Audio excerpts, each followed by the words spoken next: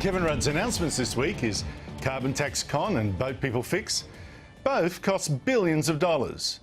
Joining me is Shadow Treasurer Joe Hockey. Joe, he'll think that's money well spent. Well, what we do know about Kevin Rudd, Andrew, is that you've got to look behind what he says. With Kevin Rudd, he'll sell you French champagne and you end up with light beer.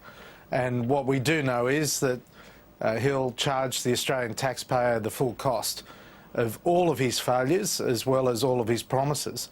And look, who knows what the total costs of these sort of promises are, but when it comes to the carbon tax, you can be sure it's going to continue to rise to $38 a tonne, and that's on today's numbers. If, as Warwick McGibbon says, there's a fall in the Australian dollar of around 30% against the euro, you can end up with $40 a tonne from next year for Australian carbon emissions. So, look, it's all smoke and mirrors from Kevin Rudd. Let's look at the boat people fix. On paper, I think it makes sense. Taking people, boat people, sending them to Papua New Guinea and telling them they can never come here. Have you got any reason to doubt it won't work as Kevin Rudd says? Well, Mr Rudd was the one that actually started the boats again. He's never going to stop them, and if he does, it'll be temporary. And as we dig into the agreement between Australia and Papua New Guinea, a few things are becoming clear. Number one, the people that go to Papua New Guinea could end up on Centrelink and Medicare for the rest of their lives, as well as the Australian taxpayer funding their housing, their education, their security and everything else. And that is quite obvious from what is not said in the agreement as much as what is said. Secondly, what is clear is that this can be reviewed after 12 months. In fact, Papua New Guinea can give up on the entire agreement if it becomes just too hard. And thirdly, what is patently clear is people can still come to Australia. It's just Kevin Rudd's word when he says people will not come to Australia. But that hasn't stopped Kevin Rudd advertising this in what can only be described as outrageous use of taxpayers' money. Kevin Rudd is advertising to stop the boats here in Australia for purely political purposes. But the fact is, Mr Rudd said back in 2007 that government advertising just before an election is a cancer, and he wanted to stop it. Well, the cancer is alive and well under Kevin Rudd. How come you guys didn't think of making such a deal with Papua New Guinea?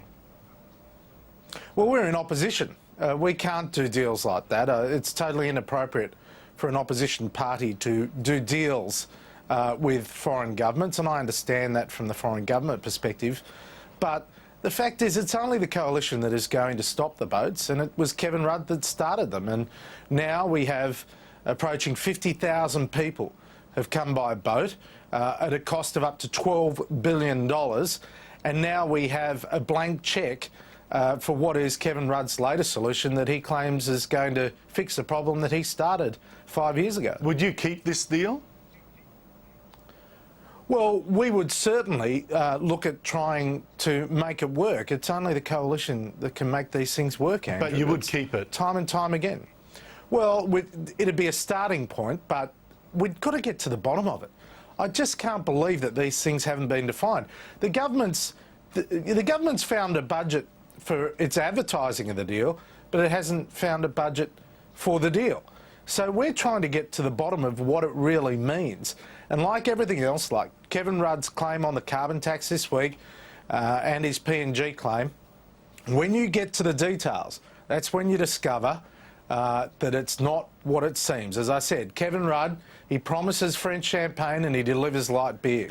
Look, I agree with you that both deals, when you look at them closely, are less than what is sold. But the point is, Kevin Rudd has got something to say about carbon tax and boats, which were your two big claims for a couple of years now. Do you regret not having broadened your pitch to the electorate before now? Well, our pitch is far broader than the abolition of the carbon tax and stopping the boats. It is also about the economy. as a starting point. And it's only the coalition that is going to provide job security. It's only the coalition that is going to reduce the cost of living. We have a 6-point plan to grow productivity in Australia. We've made major announcements about infrastructure. Even yesterday, Tony Abbott announced funding for a children's palliative care clinic in Brisbane. We've been making announcements every day for our plans for Australia's future, but they've been drowned out by the celebrity Kevin Rudd. And you know, sooner or later people will see through Kevin Kardashian and focus on what a Prime Minister and a government really should do, and that is provide proper governance for the nation. Joe Hockey, thank you so much for joining us. Thanks very much, Andrew. Coming up, the secret to Rudd's success. The panel is next.